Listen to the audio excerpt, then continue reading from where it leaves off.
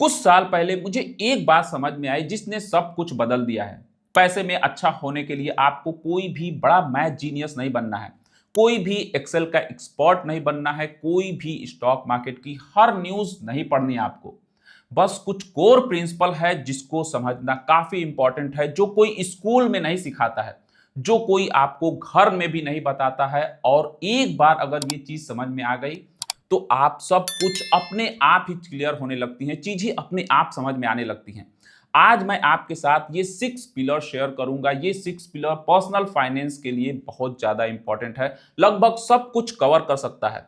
Step by step हम बिल्कुल simple तरीके से समझेंगे। पिलर नंबर 1 है साइलेंट टैक्स। जब मैंने पहली बार अपना फाइनेंस को सीरियस लेना शुरू किया तो मैंने वही किया जो सबको लगता है कि सही है। एक सेविंग अकाउंट खोली, हर महीना ऑटोमेटिक ट्रांसफर सेट कर लिया उस अकाउंट में। और मुझे बहुत अच्छा लगा कि सब कुछ ठीक होगा। लेकिन जो चीज मुझे पता नहीं था वो ये था कि उस पैसे को कोई चुपचाप खा रहा था। उसका नाम है इन्फ्लेशन।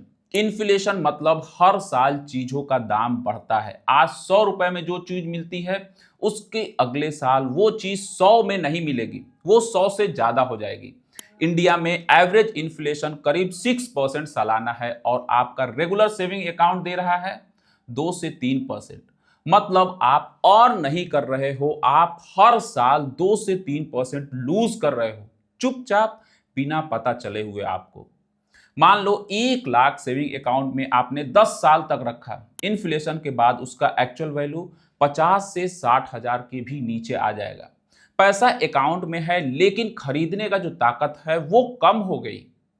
तो पहला काम क्या है, जो भी कैश आपके पास पड़ा है उसे आप हाई इंटरेस्ट सेविंग अकाउंट में रखो, रेगुलर अकाउंट में नहीं।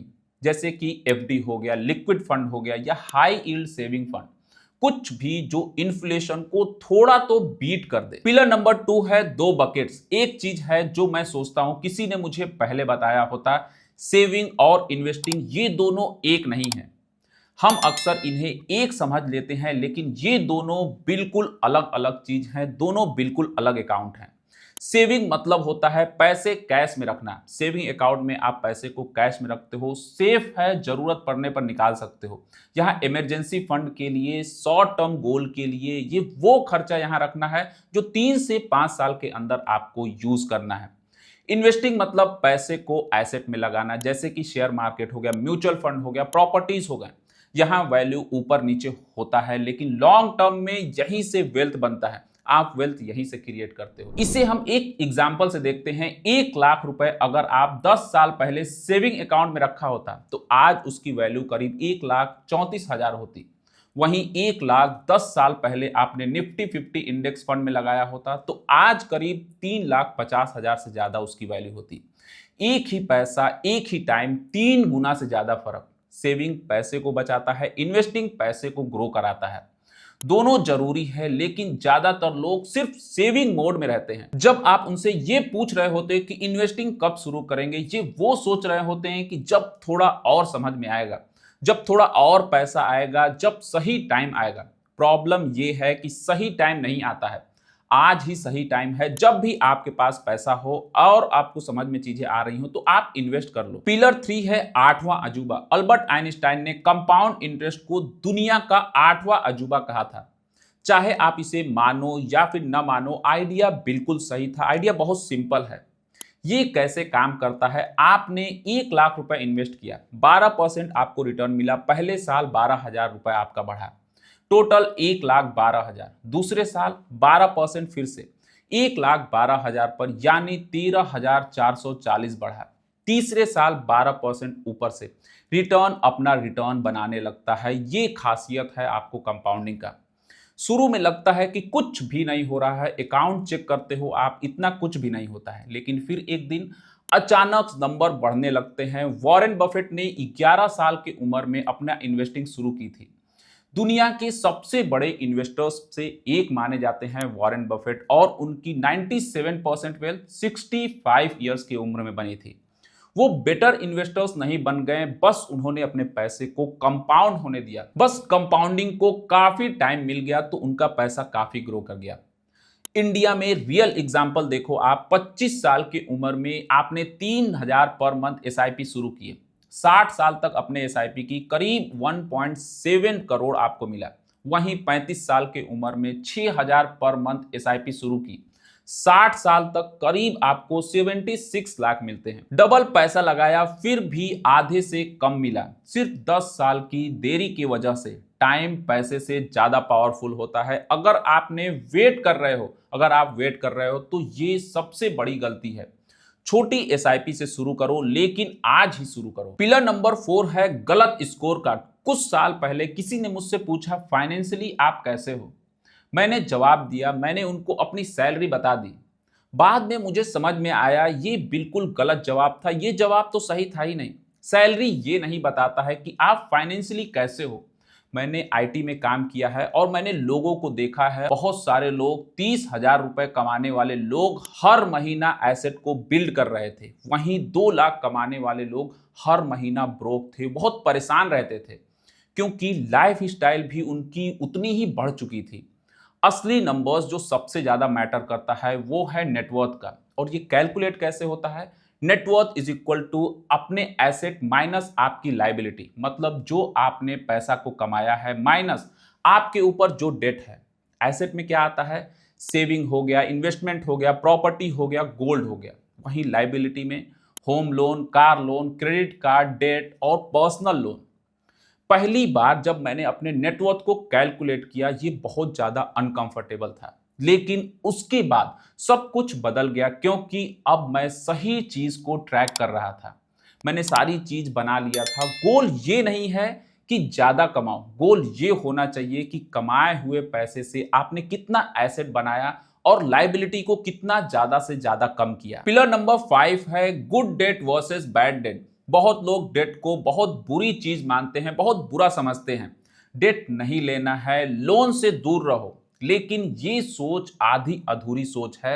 2 टाइप के लोन होते हैं, 2 टाइप के डेट होता है, और ये फर्क समझना बहुत ज्यादा इंपॉर्टेंट है। सबसे पहले आप बैड डेट को समझो। वो चीज होता है, बैड डेट वो होता है जैसे कि क्रेडिट कार्ड डेट, जिस पर आपको 35 से 40% सालाना इंटरेस्ट देना पड़े। पर्सनल लोन जो किसी ऐसे चीज के लिए लिया हो जिसकी वैल्यू नहीं बढ़ती है। बाय नाउ पे लेटर जो मोबाइल कपड़े के लिए लोग लेते हैं, वेकेशंस के लिए लोन लेते हैं। ये डेट आपको पीछे खींचता है, आपको ग्रो नहीं होने देता है। कोई भी इन्वेस्टमेंट इस रेट से ज्यादा रिटर्न नहीं देता है। सबसे पहले इसको खत्म करो, बाकी सब बाद में। उसके बाद आता है गुड डेट। ये वो डेट होता है जो आपको आगे बढ़ाता है। होम लोन जिस पर आपको 8 से 9% इंटरेस्ट मिलता है और प्रॉपर्टी की वैल्यू बढ़ती रहती है। एजुकेशन लोन जिससे आपका इनकम बढ़ता है। बिजनेस लोन जो रेवेन्यू जनरेट कराता है। यही वेल्दी लोग काफी यूज करते हैं।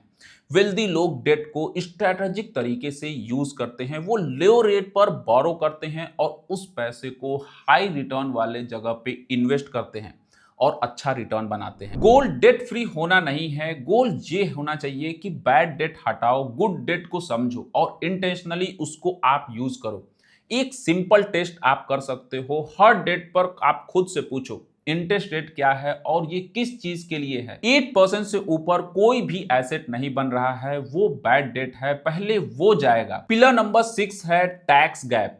पहली बार जब मुझे सैलरी आई तो मैंने अपने मन में ये कैलकुलेट किया था कि इतना घंटा मैंने काम किया, इतना दिन काम किया, तो इतने रेट के हिसाब से इतना मिलेगा।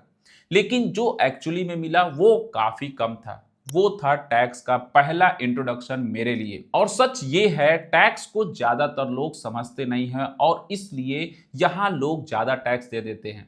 ये लीगल तरीका है आपको बचने के लिए, आपको बचाने का एक मौका मिलता है। टैक्स से आप बच सकते हो। मतलब अगर आपने 10 लाख रुपए कमाए हो तो पूरा 10 लाख पर टैक्स नहीं लगता है। हर स्लैब में सिर्फ उतना ही हिस्से पे टैक्स लगता है जिस टैक्स स्लैब में आप आते हैं।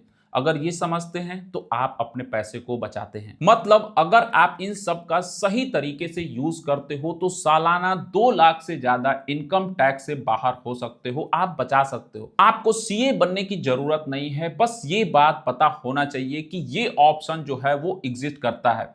तो ये थे 6 पिलर्स जो पर्सनल फाइनेंस को लगभग सब कुछ कवर करते हैं। बाकी सब डिटेल्स हैं। ये 6 पिलर समझ लिए तो फंडामेंटल्स आपके पक्के हो जाते हैं। अब एक काम करो, कमेंट में बताओ इन 6 पिलर्स में से कौन सी बात आपको सबसे पहले पता थी, साइलेंट टैक्स, नेटवर्थ या फिर good versus bad date. Comment जरूर करो, मैं पर्सनली कमेंट्स का रिप्लाई करता हूं। अगर ये वीडियो हेल्पफुल लगी हो तो वीडियो को लाइक करें, इससे ये वीडियो उन लोगों तक पहुंचती है जिन्हें इस वीडियो की सबसे ज्यादा जरूरत है। चैनल को सब्सक्राइब करना बिल्कुल मत भूलें। मिलते हैं नेक्स्ट वीडियो में। Till then take care.